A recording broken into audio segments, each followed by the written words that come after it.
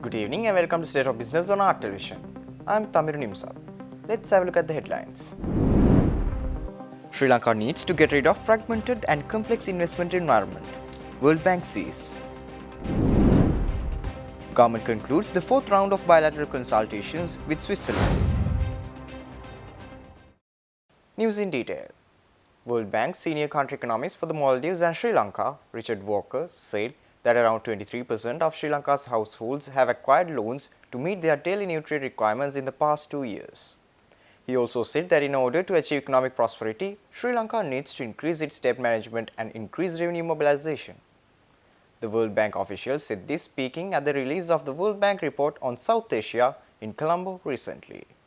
You find about 23% of households are taking on debt just to meet their food requirements. And given this scenario and the fact that growth is projected to be relatively moderate, we are concerned about how these welfare losses through the crisis, through COVID, are going to be reversed. So we see support for the poor, a commitment to reforms as key planks of this bridge to recovery and prosperity. And I'll just touch on 3 reform areas that we see as important. The first is around improving economic governance. So there has been some progress here. Certainly the government is making efforts to improve public financial management. There's been efforts to improve the performance, reduce the risks and vulnerabilities in the financial sector. There's been a raft of new tax policy measures and other measures announced in the different budgets. But there's still a lot to be done. One area we think is around debt management. An issue that led into this crisis, the need to improve institutions, improve the framework for managing debt. There's work ongoing, but this needs to be seen through.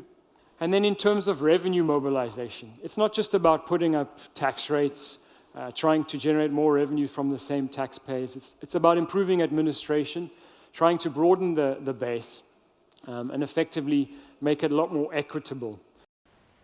Speaking at the event, senior World Bank economist Richard Walker said that Sri Lanka's complex and fragmented investment environment has made the economy inward-oriented, which hinders the country in achieving its true export potential. There was the Sri Lanka state-owned enterprise reform policy approved last year. There's been a lot of discussion, a lot of debate around SOE reforms, what needs to happen, what needs to be done. There's even this expectation that a new SOE reform law will come into being around May this year.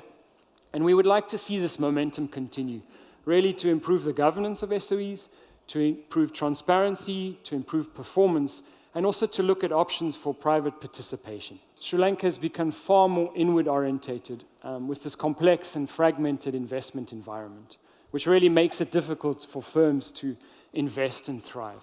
This chart just gives a sense, really one indicator of an index of missing exports. So when you estimate Sri Lanka's export potential, in 2021 there was about $10 billion of missing exports. So this really is, what is required here is a concerted effort to enhance trade, investment policies to really, at the end of the day, ensure a much more dynamic and competitive economy.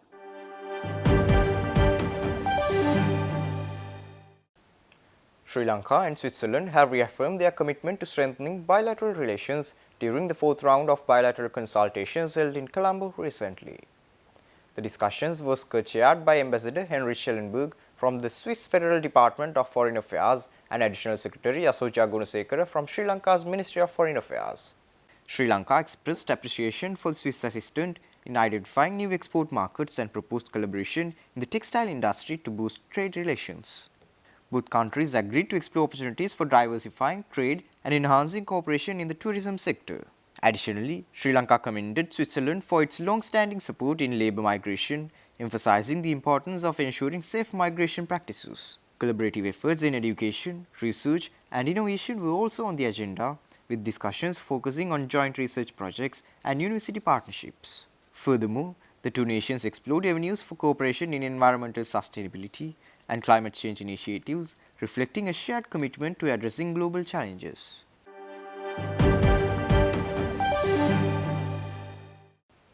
Stay tuned.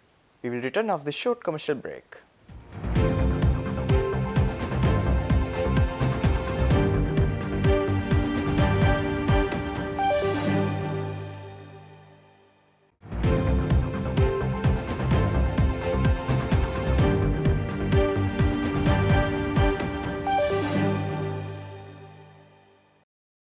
Welcome back after the break. Sri Lanka and Estonia successfully concluded the first ever bilateral political consultations between the two countries at a senior official level in Colombo last week. The consultations focused on strengthening bilateral ties and exploring opportunities for cooperation across various sectors. The discussions highlighted the potential for collaboration in ICT and e-governance, leveraging Estonia's renowned expertise in these fields. Both countries are in the process of negotiating a memorandum of understanding to formalize cooperation in e-governance. Beyond ICT, the consultations also explored opportunities for cooperation in green development, tourism, education, technical assistance and capacity building. The next session of bilateral consultations is scheduled to take place in Tallinn in 2026, further underscoring the commitment to ongoing dialogue and collaboration between Sri Lanka and Estonia. These consultations were co-chaired by Director General of the Ministry of Foreign Affairs, Shobhini Gunasekara, and Director General of the Ministry of Foreign Affairs of Estonia, Kristi Kalchu.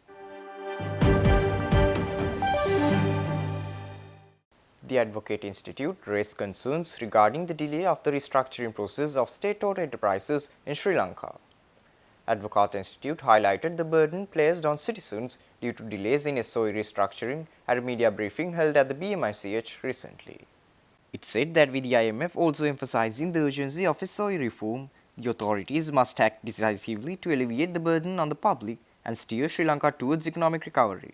Financial journalist Shiharani echoes concerns over the slow pace of SOE reforms, emphasizing the uncertainty it brings, especially as the country enters an election cycle. Although we have been led to believe that state-owned enterprises exist for the benefit and the betterment of citizens, if you look at the evidence like what Dhananath presented, it's quite easy to dispel this belief. For the most part, they have served to enrich the politicians and the SOE managers and the employees, and not the citizens of the country. Often, state intervention in the markets has led to the creation of uncompetitive markets. It has crowded out private investment, had a negative impact on consumer welfare, and created highly extractive state institutions.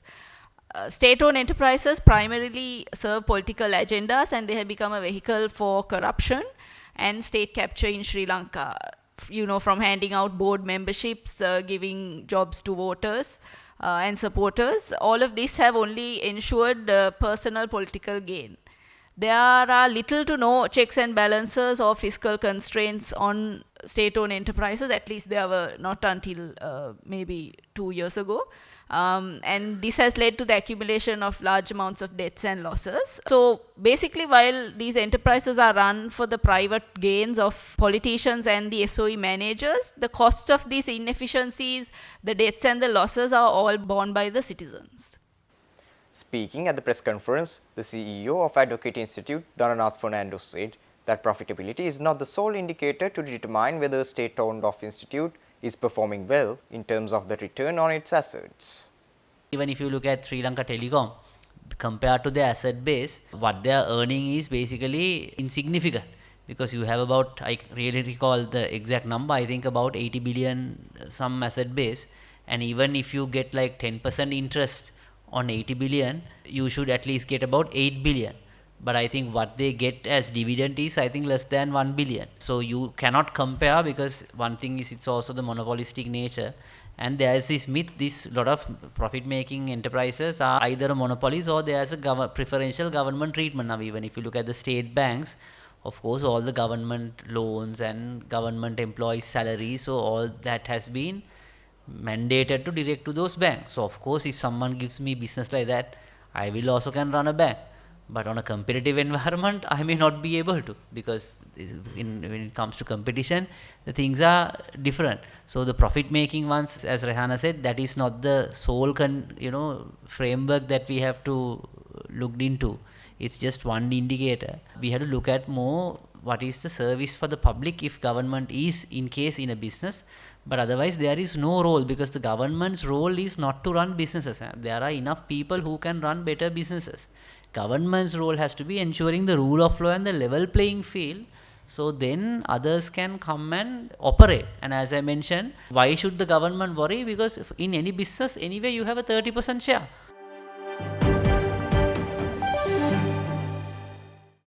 Stay tuned for Stock Update.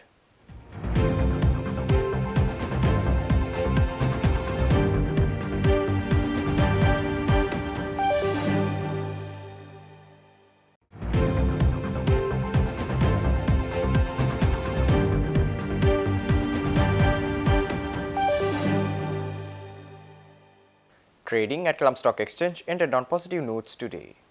The All Share Price Index gained 124.53 points to close at 11,920, and the S&P SL20 gained 62.17 points to close at 3,543.71. The turnover was 3.2 billion rupees and over 117 million shares were traded. Up next are forex rates.